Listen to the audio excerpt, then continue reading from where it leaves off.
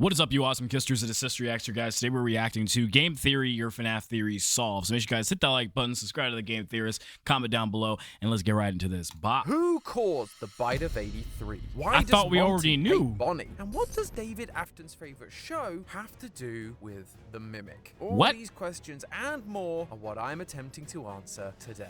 I don't even think the Mimic wasn't even around when Fred Bear and Friends was Welcome around. to Game Theory. Well, the technically show it was that lore-wise, keeps but on not giving, like, game-wise. the hidden details in a FNAF game. Although, hopefully we're less complicated. I mean, how often do we find small pieces in this franchise that either don't go It's been a anywhere minute or since I watched don't Game Theory, connect too. to any of the big questions we're actually asking. And sometimes the pieces don't even get discovered until way after the game releases. Like the Springlock design with ID's Fantasy signature, as mention. pointed out by ID's Fantasy. Or there's an update added to the game way after its release that changes small details, like this random silhouette in the window that I saw right host talking about. The trouble is, when they are just small pieces, it can be hard to justify. So you're telling me they added the Edwin silhouette into the game, basically? Talking about them because they're just Y'all know that what I'm talking small. about. That one thing is interesting for sure, but does it actually change anything? However, Why would they add a as I've been silhouette? going back through our FNAF archives and weighing up all of these small pieces that have been brought to light, either through more research on my end or from other talented theorists in the space, I believe I found a few interesting details that are worth talking about. So today, All right, I here want we to go. present 3 mini theories that, if Mini true, would theories. change or expand on previous theories we've explored in the past. Think of them like theory DLC. Don't worry, I'll Theory be sure to explain DLC? each of the That's what we previous theories need. as we go. But We need a Game let's start Theorist with one DLC that's actually channel. been on my mind for a few years. Theory number 1: Henry stole Edwin's designs. In my final Secret of the Mimic theory, Well, I spoke a lot Is that like low-key not a theory anymore? Because didn't Fazbear Corporation steal his stuff?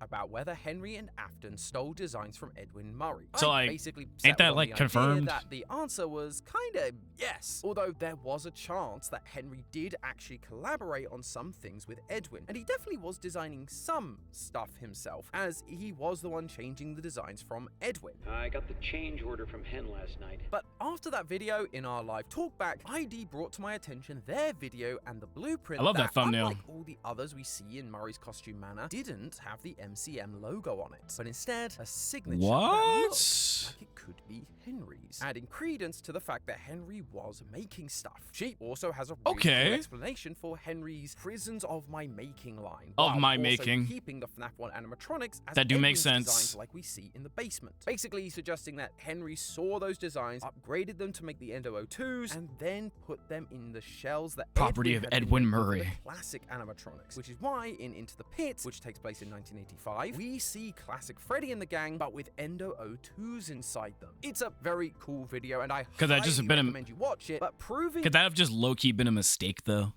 I don't know. That's what theorizing is for, though, just to ask those questions and point those things out. that Henry was definitely designing stuff got me thinking about what else we've attributed to him in the past. You see, over the years, we've focused a lot on Henry's design philosophy when it comes to animatronics. ID's theory would align with previous theories we've had about the Wizards definitely being That early Withered Henry Foxy designs, model looks so where we cool. focused on aspects like the jaws to make that connection. The Withered animatronics have 2 types of jaws, a classic hinge and a separated mouth and head connected by piston-like bars. Now, the I just can't reason believe they we have felt those like this things could in be parts and attributed to service. This Henry shit was looks because scary. of the other times this design comes up in the franchise, namely FNAF 6. In that game, we're introduced to Lefty, a Freddy-like character designed Lefty. specifically to capture the puppet. Henry tells us in the tapes that, You have all been called here. and so with In the Lefty hardest having line the ever. puppet inside now being dragged back against its will, it stands to reason that Lefty was made by Henry, and wouldn't you know it, it too has the same piston-like jaw mechanism. We then see this repeated in other animatronics that connect to Lefty, the Rockstar animatronics, and we see it with Poor the Rockstars, rudimentary made to be mediocre burned. melodies. Now, for the longest time, even though you buy the mediocre melodies from a third party in the game, we've theorized that these were actually shell companies for Henry to make his scheme happen. Dumpster And Diver thanks to stands stories budget. Like Puppet Carver that also include rudimentary animatronics for a banjo-playing pig and a frog, we felt like we were being shown that Henry was the creator of the mediocres, and that they were some of his first, hence the battery packs they needed to operate. However, Imagine this how, is where bro. Imagine like Imagine if Henry like kept the battery pack design though. It would have been so cool to like see them tug the wires and like hear the battery grind against the floor when they get close. All right, sorry for the jump cut. Secret of the Mimic comes in and completely upends the idea, like it did with so many other theories. Because in this game, we see original designs for these characters, like a frog, a pig, an elephant, and a hippo. So again, the initial characters feel like they were Edwin's. But the big issue is this message right here. Quote, "Me and We Stan need to go. are out of here. It's time to jump ship before things get ugly. I have It already bunch of has. Fiona's character patterns, and Stan is taking what he can. Join us. With everything we know about the restaurant project, we can start our own machine shop." So again, doubling down. Wait, on so the they fact that just these took designs shit and were left? originally I didn't top of see mind. that But one. The real important part is the name that's mentioned, Stan. That might not Damn. mean anything to you. It's a pretty generic name, to be honest, but it has shown up in this franchise once before. FNAF in 6. FNAF 6. The company you buy the mediocre melodies Stan's from Budget is Tech. called That's Stan's insane. Budget Tech. This guy That's a and his callback. friend left MCM, stole Fiona's designs, and then started a robot shop, which we then buy from in FNAF 6. That's why in the character encyclopedia. And then, like, when you think about it, people really jumped ship, threatened Edwin, stole all of his shit, and like he wasn't getting paid for all the designs he was making for these companies and Fazbear Corporation and stuff. So he didn't have the money to fight back. That's wild if you think about it. Like, people just take your shit. You don't even get paid for your designs. And then, like, you just gotta take it because you can't even buy a lawyer to get a copyright claim. Ned Bear's entry questions whether he was altered from Freddy Fazbear, quote, to avoid Altered just copyright enough. issues. It was originally a Freddy fair that Stan stole from the use. company and made his own. They only to fair sell it used back to Freddy Fazbear years later. Fazbear, The or most Ned Bear. frustrating part about this isn't the fact that Henry didn't make the mediocre melodies. I've made my peace with that. It's that we used to be able to use these animatronic designs to distinguish who made them. And now it feels like this is just how people make animatronics. and Robots they can be 101. anyone's. Are the Rockstars actually Henry's, or is that another real company where he then took an old Rockstar Freddy and turned him into Lefty? It just means we're back to square one with knowing who made what exactly. Well, kinda. See, there is one more animatronic that uses this design that I've not mentioned. Ooh. One that we've also attributed to Henry in the past, and one that came before all of these other designs. Fredbear. Oh! In the FNAF 4 minigames, we see multiple versions My favorite of animatronic. Fredbear How could I in forget diner about him? locations, some being worn by staff, others are in animatronic mode. However, if we take a look at the iconic one that ends up crunching down on Afton, Sorry about that. what do you notice? That same piston-like jaw design. But every Golden Freddy or Fredbear we've seen in this franchise up until this point hasn't had that design detail. They all have designs more similar to Freddy or Withered Freddy. But have we hinged seen or Golden attached Freddy from a different jaws, not perspective? piston. Maybe it's on But like do the you know side. where we do see I a don't know. I'm piston-based coping. jaw design for Fredbear? Down in the basement of MCM. This version of Fredbear has a prototype label on the back of its head, implying that this is one of the designs we You know, I'm low-key mad about that. Like, yeah, we got like the bones, like the frame of Fredbear, but we've like never really seen what it looked like before it was all messed up, you know? Like in its actual glory. has a prototype label on the back. Like, I'm of trying to its see head, Fredbear implying stand that up this like he is was one of doing the in the mini designs games. we Like, what does read bro about look from like? Edwin. Quote, For real, "Fiona, for real. The new spring locks are working well, even with the water damage. They should be ready for the diner soon. These are the new designs Edwin makes to avoid the classic water damage prone designs that he and Henry had previously made. Which is great if you want to avoid a lawsuit, and given the state of Edwin's bank account, I think that'll be music to his ears. Like, wasn't bro negative? Yeah. Yeah, It's a that's shame, really. If crazy. he had That just is crazy. partnered up with Chime like we have, he could have used my pay to They just added the ad in the middle of it. Well, y'all know my policy. I feel bad about skipping content creator sponsorship deals when I'm doing reaction videos. So if you guys want to check out the Game Theory Chime sponsorship, go check it out.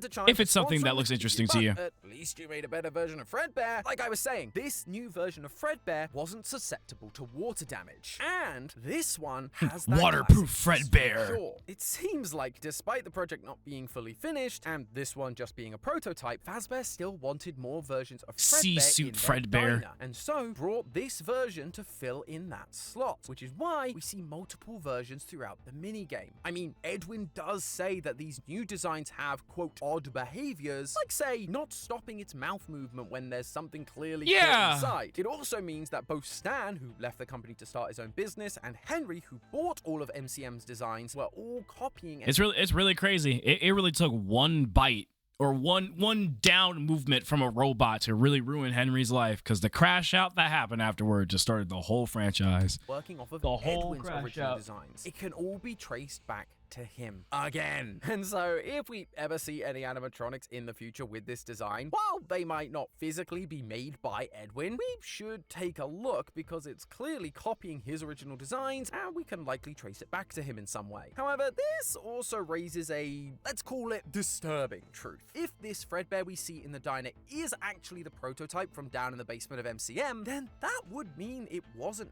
Henry's design that got David Afton killed, it was Edwin's, which then changes a lot of Afton's. I mean, Afton got his get back from both motherfuckers who made the bears. If you think about it, he stole Edwin's house, and apparently he stole Edwin's house way before the diner, and he got Henry's daughter. So I mean, Afton got the get back. That's why I said the crash out was crazy, because it started all the events. We've commonly looked at this moment as the reason. So it don't even matter who made Fredbear. Both who contributed got the get back. It's revenge on the man who made the machine that killed his son. But now, if it's Edwin's machine, it throws into question why Afton killed Charlie, leaning more into the idea that he never really cared about. We stole the design, and it's your stolen one, so fuck you, she's dead. That's basically what Afton said. Oh, crap. And, well, murder. But speaking of David Afton, theory number 2, David Afton is possessed. I recently did a trash episode where I explored the theory God David by CistReactZ. That theory basically focuses on the idea that David Murray, David Afton, and Gregory are also similar, because David Afton and Gregory I'm sorry, what the fuck did he just call this theory? I gotta, even though it's in big, bold letters, I need to go back and hear what the fuck I just said, or what the hell he just said. David Afton is possessed. God! I recently did a trash episode where I explored the theory God David by CistReactZ. That theory basically focuses on the idea that David Murray, David Afton, and Gregory are also similar, because David Afton and Gregory are both possessed by a version of the Mimic AI, making them into a version of David Murray. However, even he recognized some of it was a bit of a stretch, namely the how of it all when it came to the... Namely the damn theory name. God, why does he have... Okay, if it's a mimic based theory, why don't we call it, like, I don't know, M2 David? Like, the God part is really throwing me off. Why is it God? Why can program David, M2 David, Mimi David? I don't know, David.ex fucking E. Why God David? Possession of David Afton. His solution was that it was psychic friend Fredbear, That's stressing me out. a version of the Mimic AI that then transferred into David Afton, much like the Lonely Freddy's work in the Fazbear Fright story. But like I say, I remember the Lonely Freddy story. That was a good one. Stretch, and I also had some thoughts on why it was confusing. Mostly that the timeline didn't really add up. If psychic friend So we're just Fredbear gonna was go past the asking fact that it's questions called into God David. possession, Okay, then why is okay, David Mr. New Afton Game always Theorist. acting and looking like David Murray? Or Mr. New If David Game Afton Theory. is already possessed, then why is Fredbear asking questions or speaking at all? That being said, I did like that idea of David Afton being possessed by AI, and so I was trying to see if I could find any more evidence to back up this idea and maybe solidify the solution. And I think... And then it's like, would Afton really have, like, the facilities at the time to do some shit like that? I don't know, maybe I'm just forgetting a huge part of the theory, or, like, kind of disregarding some information that I just heard, but I mean, yeah, he has all of Edwin's shit, but, like, does he have the sister... Wait, yes, he does have the sister location bunker. Which means he has the Fun Time robots. But does that mean the Fun Times were originally designed to kill then? FNAF is fucking confusing. That just opened up a whole new can of worms. Never mind. Fuck my questions. There is in the form of 2 stories from Tales from the Pizzaplex. Ones that CistReactZ didn't mention, B7 and B7-2. B7 was all about a kid called Billy that became obsessed with animatronics, so much so he decided to literally become one himself. He got surgery to remove his limbs and replace them with prosthetics. Eventually, he realizes his mistake and gets himself crushed in a junkyard. The sequel starts in a hospital. Billy somehow Yo, survived his what is injuries the- and is what now is this learning to live writing? life without his animatronic limbs. But while in hospital, he is haunted by those same animatronic limbs that once were a part of him, and they are desperate to become one with him. Oh my god. Eventually, he gets out and moves in with This his is grandmother, fucked up. who ends up killing B7 in the end, allowing Billy to live life on his own, where he can go out and find his mysterious absent father, free from the torment. So, why do I think this is important to the story of David? He, in the end, he's saved from the robot, but he also needs to go find his absent father. Yo, what is happening? I'm not saying the story's bad. The writing is it's just crazy. Like, David Afton. Tragic. Well, in my mind, for Scott to go back and tell more of a character's story implies there is more to this character and his story than we may have first thought. He's actively trying to draw our attention to it, and as I looked back over it, there are a few details that stood out to me that begin to connect the dots. Firstly, Grandma's house. Throughout Grandma's the story, house? Billy is learning what it means to be a human after years of believing he's an animatronic, and so he is very detailed in his descriptions of things. But there are two details that keep popping up over and over again: flowers and a grandfather clock. Oh, Quote, God. Grandma's house was surrounded by several flower beds. The room's yellow walls were covered in paintings and photographs of flowers. Sounds In the very corner of the living familiar. room, a heavily carved wood grandfather clock guarded the space. A big brass pendulum attached to a long metal rod swung back and forth inside the clock. Billy and his grandmother watched the grandfather clock's pendulum swing back and forth. There are a lot more examples, but you get the idea. Flowers and grandfather clocks are repeatedly pointed out, despite having little to no effect on the story. So, And then look my at the- theorist brain goes, they keep then look at the perspective of the bed and like the room. It definitely like FNAF 4 shit. mentioning it. Why are they important? Well, when I see grandfather clock, I immediately think back to the old FNAF 4 house and tree. I low-key forgot you could really just see the like the grandfather clock in the darkness. That's crazy. Theory. The grandfather clock was instrumental to those theories, and it's the only time we've ever seen a grandfather clock like this. And what else do we see around the FNAF 4 house? Several flower beds and pictures of flowers on the wall. Separate from grandmother's house, we're also following the idea of a robot wanting to join with a human to become its true self. And in God David, CistReactZ is theorizing that a version of the Mimic program is trying to merge with David Afton in order to become its true self again. David Murray. We also David have a kid Murray. who believes he is a robot, which you could argue is what happened to David Afton when he becomes possessed by a robot AI. He's not actually becoming the real David. Could you imagine though? Could you like actually imagine? Cause like now that Secret of the Mimic came out, even though it had a book, and like the name David Murray's probably been thrown around, it's kind of crazy that Afton not only stole Edwin's house, but also stole his child's name if the canonical name for the FNAF 4 kid is David. Like, Afton was just obsessed with Murray, bro. Could not get like him. Murray, So we had to copy him. M2, Afton was the AI real version Mimic of program. David, now just in human form. Then you throw in the mysterious absent father character, and it sure seems like Billy might be reflecting little old David in some way. But as the wise elder Unwithered Tree stated in Unwithered. David video, if that is the case, then what are we supposed to be learning about David Afton from this story? Well, I think it might actually answer CistReactZ's issue around his possession. At the very beginning of B7, little Billy becomes obsessed with animatronics to the point he believes he is one, almost like he's being mind controlled or possessed. And it all starts with him watching a show called Freddy and Friends. And what's on the That's TV crazy. in the Afton house in FNAF 4? The Fazbear TV show The Fredbear parallels and are crazy. Friends. The parallels Could are it be insane. that rather than psychic friend Fredbear being the way the Mimic possessed David Afton, instead it was the TV. That would leave psychic friend Fredbear to keep the role he's always had, being a way for Afton to spy on his kid, maybe even check in and ask questions to make sure the possession was successful, but still allow for the possession of David Afton by the Mimic. This is why I think Scott should just remaster his games. Remaster his games. Keep the same story, but like expand on the story so we know. Because all of this just low-key sounds mad complicated. Like, I don't know. I feel like... I don't know.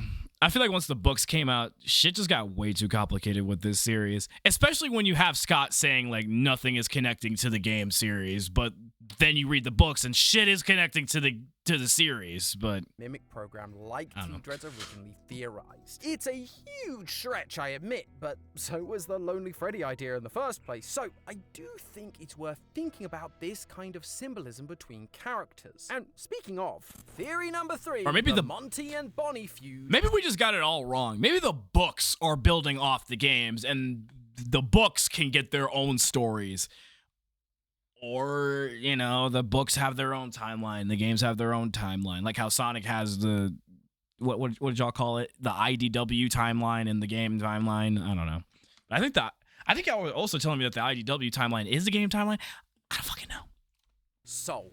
Since Security Breach, it's been abundantly clear that there's some kind of beef going on between Monty and Bonnie. In Security Breach itself, we got Fazwatch messages showing us Glamrock Bonnie's strange movements around the Pizzaplex, which eventually led him to Monty Golf, and he was never seen again. Bro got In the assassinated. interactive novel VIP, we find the Bonnie go-kart has been sabotaged with Monty Mix, and if you throw With a packet of Monty Bonnie-branded Mix. candy at Monty, he stomps on it in a rage once he notices it's Bonnie's. And it all comes to a head in Ruin when we find Glamrock Bonnie completely, well, ruined, with green Beaten and the purple hell up. paint across his broken chest, just like Monty's claws. Now, this whole thing has been massively debated in the community. Did Monty do it? Was he framed? Why would Monty With the hate One Bonnie Piece at all? poster? Well, I think we can finally put this mystery to rest, and it's all because of symbolism. FNAF lore has always been complicated, and so over the years, instead of just relying on the physical evidence in front of us, we've tried to use methods like symbolism to help explain previously unexplainable situations. One of the examples we tend to use a lot is that Henry is associated with Freddy and Afton with Bonnie. They used to wear those costumes at the start of the franchise, like at Fredbear's Family Diner, and so anytime we see Freddy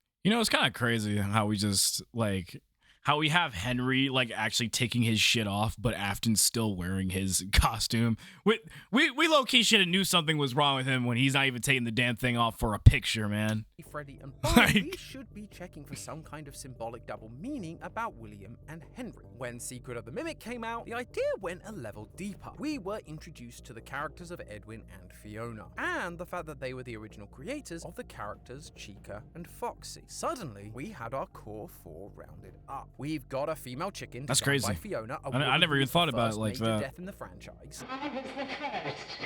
I have seen everything. And we have a male tattered fox who was part of Edwin's big TV show idea. Realizing this, I was excited to dive into what that symbolism could mean for other parts of the franchise. That was until I saw this video by Gibby's Horror Homestead. The video is mostly talking about my theory as to whether Old Man Consequences is actually Edwin Murray in some way, which I have to say is awesome to see. Again, solving FNAF requires collaboration. But during that video, he points out that in the basement Proto Freddy's and in the storybook during the secret ending, it's not just 4 characters, it's 6. They add Bub and Monty to the mix. Gibby then Bub suggests and that Monty. while Edwin could be Foxy, it's equally likely it could be Monty, with Bub and Foxy representing other characters we may not fully know about. And when I heard that, I realized how much sense it made. Monty is all over MCM, but rather than the violent rock star we know from Security Breach, he's, for lack of a better term, a chill hillbilly croc. Chill hillbilly historically a croc. derogatory That's the best way to stereotype explain used it. for people who live in rural mountainous areas of the US and are often associated with being poor and unsophisticated. And now, this is going to come off as a I'm very learning strange history. segue, but hear me out. Let's My take a look God. at Edwin. As Arnold drives to MCM, there is nothing else around. Edwin lives on a hill in what feels like the middle of nowhere. He's isolated. He's also broke, especially by the time he ends up working Got a big on the house, but he Proto Freddy's broke. in the That's basement. crazy. Bank account status.